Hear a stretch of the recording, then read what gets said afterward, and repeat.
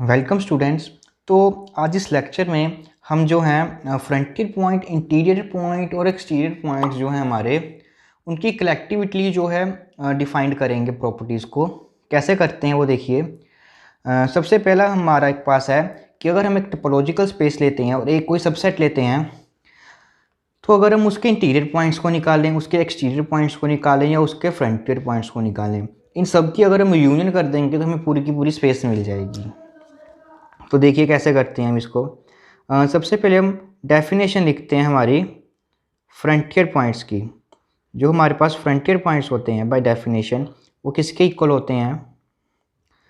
हम क्या करते हैं, स्पेस में से जो हमारे पास ए इंटीरियर पॉइंट्स हैं और जो एक्सटीरियर पॉइंट्स होते हैं हमारे पास, उसको इस सेट से हम क्या कर देते हैं, रिमूव कर देते हैं। फाइन। तो इट मीन्स क्या होगा, ये हमारे पास अब क्या बन जाएगा, ए इंटीरियर यूनियन एक्सटीरियर ए जो हमारे पास सेट है उसका ये कॉम्प्लीमेंट बन जाएगा। That is frontier of A set है जो हमारे पास, वो क्या बन जाएगा, इसका एक कॉम्प्लीमेंट जो है वो बन जाएगा।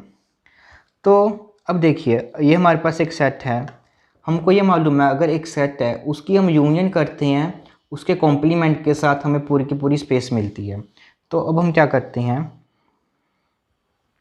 जो हमारे पास ये सेट है, हम एक ये सेट लेते हैं और इस सेट की हम यूनियन कर देते हैं इस सेट के कॉम्प्लीमेंट से, तो हमें क्या मिल जाएगा, पूरी की पूरी हमें स्पेस मिल जाएगी। अब ये सेट हमारे पास, इसको इस तरह से ही लिख लेते हैं, A interior union exterior of ए, और ये हमारे पास सेट क्या बन जाएगा, अब यूनियन में आ जाएगा फ्रंटियर ऑफ ए। तो डैट मीन्स इन सब की अगर हम यूनियन कर देंगे तो हमें मिल जाएगा हमारा सेट एक्स सेट मिल जाएगा। अब हम सेकंड पार्ट का प्रूफ करते हैं कि जो ये सेट्स होते हैं हमारे पास, तो म्यूचुअली डिसजॉइंट सेट्स होते हैं। मतलब इन दोनों में भी इंटरसेक्शन एम्प्टी होगी, इनकी भी इंटरसेक्शन एम्प्टी होगी और इनकी भी इंटरसेक्शन क्या होगी, एम्प्टी होगी।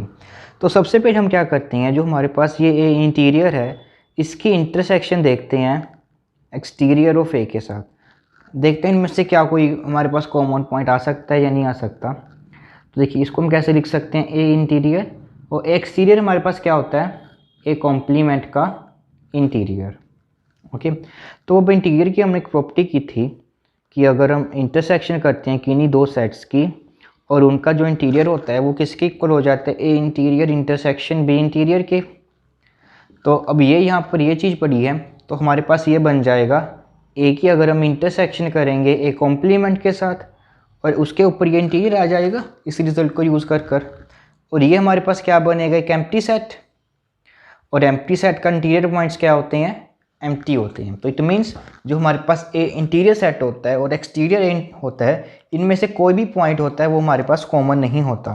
दैट इज़ ये सारे के सारे हमारे पास क्या होते हैं, नॉन एम्प्टी, इनमें से कोई भी कॉमन पॉइंट नहीं होता।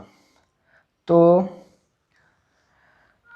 उसके बाद हम ये करते हैं, अब देखिए फ्रंटियर पॉइंट के बारे में अब देखेंगे कि जो फ्रंटियर पॉइंट होते हैं उनकी इसके साथ और इसके साथ जो है इंटरसेक्शन जो होती है हमारे पास वो एम्प्टी होती है। अब देखिए हमने अभी किया था, जो फ्रंटियर पॉइंट ए होता है वो किसके इक्वल हो जाता है, हमारे पास A interior union exterior of ए निकालते हैं, तो ये हमारे पास इस सेट का जो होता है वो कॉम्प्लीमेंट के, और जो एक्स सेट है हमारे पास वो किसके इक्वल हो जाता है, हमारे पास A interior union exterior of A this set के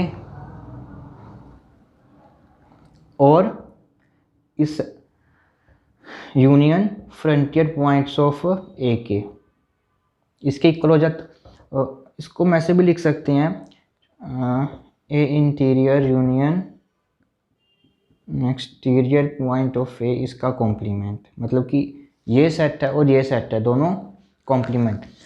हम इसको ऐसे भी लिख सकते हैं, डायरेक्टली लिख सकते हैं कि जो हमारे पास ये सेट है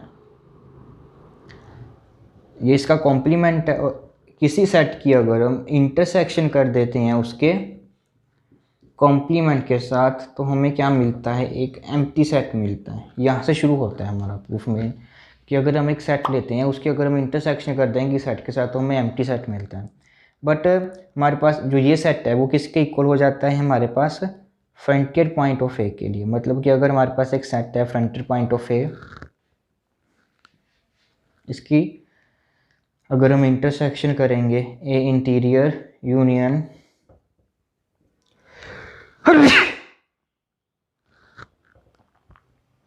एक्सटीरियर ऑफ ए के साथ, इसकी जो इंटरसेक्शन हो जाएगी वो हमें एम्प्टी मिल जाएगी।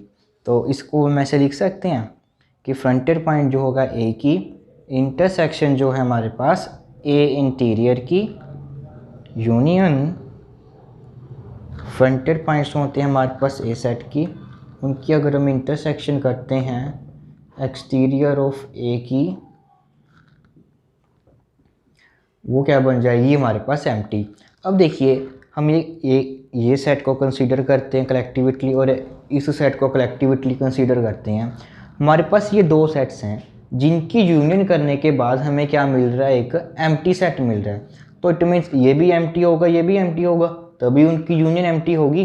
तो यहाँ से हमारे पास क्या कंक्लूजन आया कि जो फ्रंटियर पॉइंट है हमारे पास ए, उसकी अगर हम इंटरसेक्शन करते हैं ए इंटीरियर से वो भी एक एम्प्टी सेट हो जाएगा, और जो फ्रंटियर पॉइंट है हमारा ए उसकी अगर हम इंटरसेक्शन करेंगे एक्सटीरियर ऑफ ए के साथ तो वो भी हमारे पास एम्प्टी हो जाएगा।